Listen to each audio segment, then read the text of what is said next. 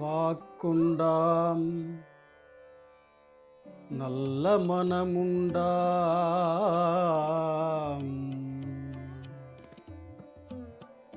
மாமலரால் நோக்குண்டாம்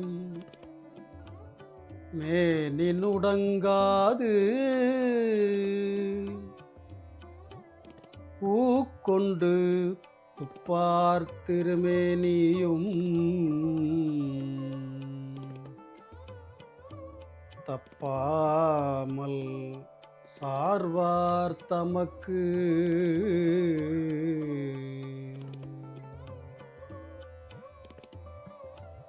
ஓம். அனைவருக்கும் வணக்கம். எல்லாம் வல்ல உமையொரு பாகனாக இருந்து வீற்றிருக்கும் எல்லா உயிர்களையும் அன்போடு அரவணைத்து காத்து ரட்சித்து கொண்டிருக்கக்கூடிய உலகின் முதல் கோவிலாம் உத்தர கோசமங்கை மாநகரிலே அமர்ந்து அருள்பாலித்து கொண்டிருக்கக்கூடிய அருள்மிகு ஸ்ரீ மங்களநாயகி உடனுரை மங்களநாதனுடைய திருவருளோடும் சித்திற்கெல்லாம் சித்தராக குருவுக்கும் குருவாக அருவமும் உருவமாகி அனாதியாய் பலவாய் ஒன்றாய் அமர்ந்து எனுலே வீற்றிருக்கக்கூடிய பகுலாம்பா சமேத காகபுஜண்ட குருவனுடைய திருவுருளாலும் இன்றைய தினத்திலே நற்பவி தொலைக்காட்சியின் வாயிலாக மகா சிவராத்திரி மகிமை என்னும் தலைப்பிலே ஒரு சிவ ரகசியத்தை இன்றைய தினம் சிந்திப்பதற்காக இருக்கின்றோம்.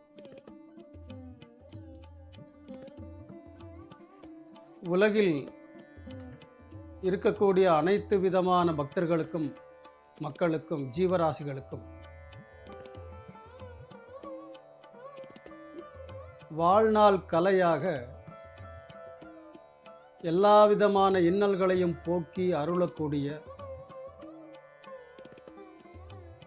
இந்த கலிகாலத்திலே காலத்திற்கு ஏற்றவாறு நமக்கெல்லாம் ஜீவ ரகசியத்தை ஒரு சிவ வரத்தை அருளக்கூடிய நன்னாளானது சிவராத்திரி என்று சொல்வோம். குண்டாம் என்று ஔவையார் முதல்ல ஏன் சொன்னார் தெரியுமா?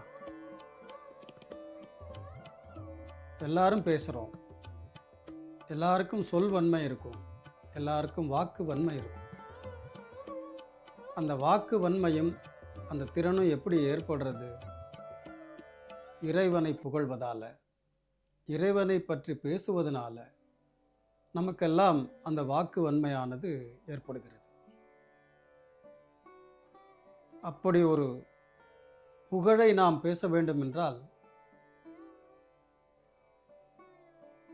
மும்மூர்த்திகளில் சிவபெருமானை தவிர வேற எந்த தெய்வத்திற்கும் அது பொருந்துவதற்கு வாய்ப்பில்லை. அப்படி புகழுடைய இறைவனை நாம் பேசுவது நமக்கு சிவவரத்தை தரும் என்று சொல்வார்கள். சிவவரம் அப்படின்னா என்ன? இறைவனுடைய அருளை பெறுவது. அந்த அருளை எப்படியெல்லாம் நாம் பெற்றுக்கொள்ளலாம், எப்படியெல்லாம் நமக்கு கிடைக்கும் அப்படின்னு சொன்னால், நாம் இருக்கக்கூடிய விரதங்கள், நம்மளுடைய மனம், இதையெல்லாம் வச்சு தான் இறைவனுக்கும் நமக்கும் உள்ள ஒரு ஈடுபாடு. அந்த ஈடுபாடு எந்த அளவுக்கு இறைவனிடத்தில் பற்று கொண்டு இருக்கிறதோ அப்பொழுது அந்த சிவவரத்தை நாம் பெற முடியும். இந்த உலகத்தில் நம்மை பெற்றெடுத்த பெற்றோர்கள்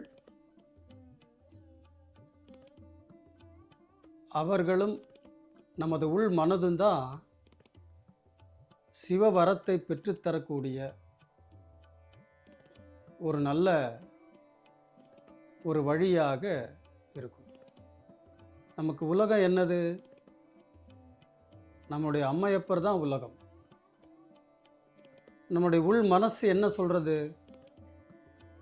இறைவனை புகழ்வது, இறைவனை பேசுவது.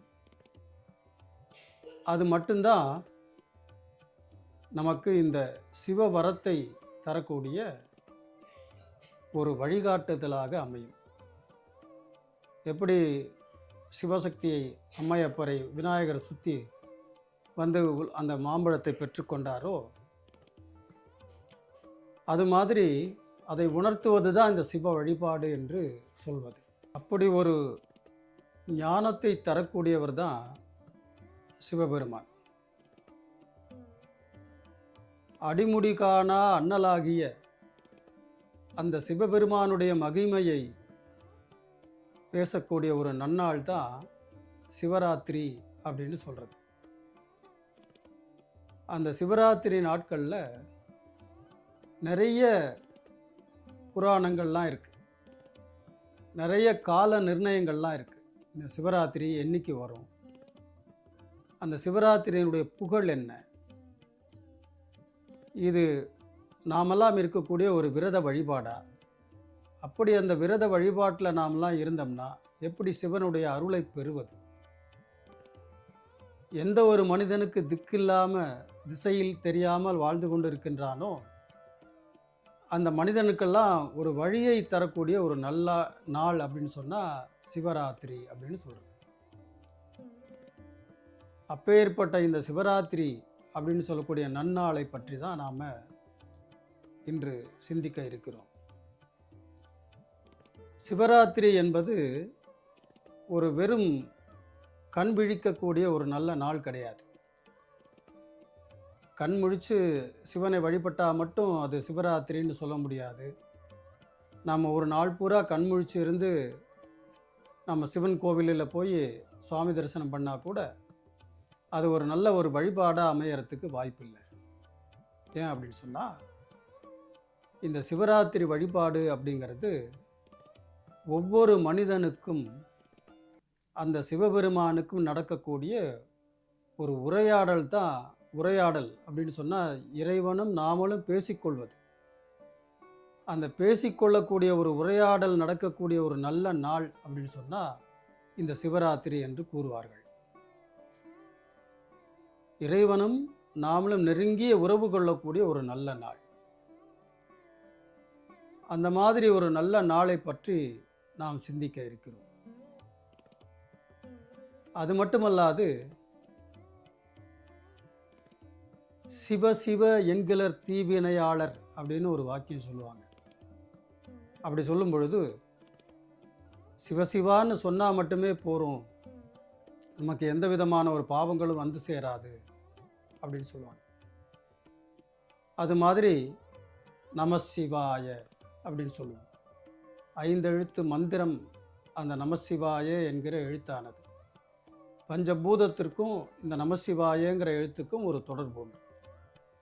நா என்றால் நீராகவும், மா என்றால் நிலமாகவும், சி என்றால் நெருப்பாகவும், வா என்றால் காற்றாகவும், ஏ என்றால் ஆகாசமாகவும், இந்த நீர், நிலம், நெருப்பு, காற்று, ஆகாசம் என்று சொல்லக்கூடிய பஞ்சபூதங்களும் இறைவனுடைய நாமங்களிலே கலந்து இருக்கக்கூடிய ஒரு அருமையான ஒரு சக்தி என்று சொன்னால் சிவ வழிபாடு மட்டும்தான்.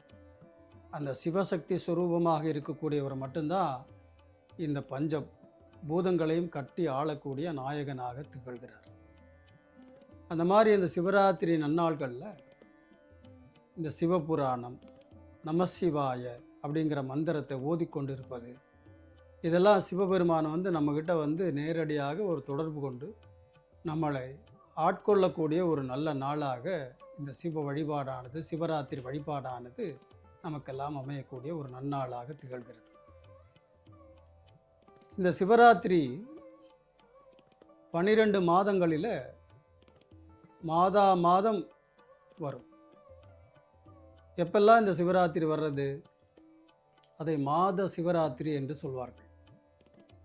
இந்த மாத சிவராத்திரி அப்படின்னு சொன்னால் அமாவாசைக்கு முந்திய சதுர்தசி அப்படின்னு சொல்லக்கூடிய ஒரு திதிகளில் வளர்பிறை, தேய்பிறை அப்படின்னு 2 விதமாக கூறுவோம். அதில் தேய்பிறை என்று சொல்லக்கூடிய சதுர்தசி நாள் 14வது நாள், பௌர்ணமியிலேருந்து 14வது நாள், அமாவாசைக்கு முந்தைய நாள்னு சொல்லுவோம். அந்த 14வது நாள் தான் சதுர்தசி அப்படின்னு சொல்கிறது.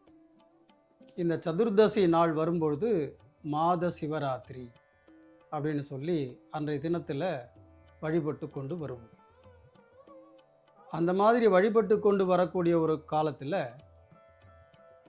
மகா சிவராத்திரி அப்படின்னு சொல்லுவாங்க. இந்த மகா சிவராத்திரி அப்படின்னா என்ன? எதனால் மாத சிவராத்திரி மாதிரி மகா சிவராத்திரி ஒரு பெரிய ஒரு விசேஷமாக கொண்டாடுறோம் அப்படின்னு சொன்னால், மகேஸ்வரனாகிய இறைவன் வந்து லிங்க வடிவமாக தன்னை உயிர்ப்பித்து கொண்ட ஒரு நல்ல நாள் தான் மகா சிவராத்திரி அப்படின்னு சொல்கிறது. இந்த மகா சிவராத்திரி நாள் தான் லிங்கோத்பவ காலம்னு சொல்கிறது. அந்த லிங்கோத்பவ காலம்னு சொன்னால் இந்த சதுர்தசி நாளில் இறைவன் வந்து அன்று நிக்ஷித்த காலம்னு சொல்கிறது. நிஷித்த காலம்னா இறைவன் நடுநிசியில் லிங்கோத்பவ ரூபமாக விண்ணுக்கும் மண்ணுக்கும் வியாபித்து இருந்த உருவான ஒரு அக்னி பிழம்பாக உருவாகக்கூடிய ஒரு நல்ல நாள்னு சொல்கிறது. அதுதான் லிங்கோத்பவ காலம்னு சொல்கிறது. அந்த நாள் தான் மகா சிவராத்திரி அப்படின்னு சொல்கிறது. இந்த மகா சிவராத்திரி மாசி மாதத்தில் தேய்பிறையில் வரக்கூடிய அமாவாசைக்கு முந்தைய நாளாகிய சதுர்தசி திதிகளில் இரவு நடுநிசி காலங்களில் இந்த சதுர்தசி திதியானது வியாபித்து முழுவதுமாக நடுநிசியில் இருக்கும் பொழுது அன்றைய தினத்தை நாம் வந்து சிவராத்திரி நன்னாள் அப்படின்னு நம்ம கொண்டாடுறோம். அன்றைய தினம்தான் லிங்கோத்பவ காலம்னு சொல்கிறது. அந்த சிவராத்திரி காலம் எப்படிலாம் இருக்குது? ஒரு நாளைக்கு நமக்கு 60 நாழிகைன்னு சொல்லுவோம். அதே மணிக்கணக்கில் 24 மணி நேரம் அப்படின்னு சொல்லுவோம். அந்த 60 நாழிகைங்கிறது பகல் 30 நாழிகையாகவும் ராத்திரி 30 நாழிகையாகவும், அதாவது பகல் 12 மணி நேரமாகவும் இரவு 12 மணி நேர காலமாகவும் நம்ம பிரிச்சுக்குவோம். அது மொத்தம் 24 மணி நேரம்னு சொல்கிறது. பகல் காலங்கள் முடிந்து இரவு காலங்கள் எப்போ ஆரம்பிக்கிறது? அன்று மாலை சரியாக 6 மணிலேருந்து இரவு காலம் அப்படின்னு சொல்லக்கூடிய காலம் ஆனது ஆரம்பிக்கிறது. அப்போ 6 மணி, மாலை 6 மணிலேருந்து 16வது நாழிகை, மொத்தம் அந்த இரவு நாழிகை 30 நாழிகைன்னு சொன்னேன் இல்லையா?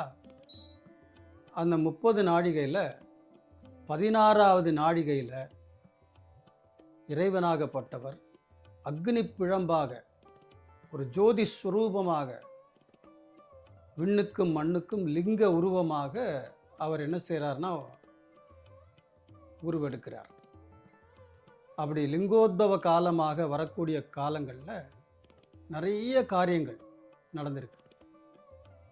எல்லாருக்கும் சுவாமி வந்து அனுகிரகம் பண்ணியிருக்காரு. அன்றைக்கி எப்படியெல்லாம் அனுகிரகம் பண்ணியிருக்காரு அப்படிங்கிறது தான் இந்த சிவராத்திரி வழிபாட்டுக்கு ஒரு முக்கியமான ஒரு நாளாக இருக்கிறது.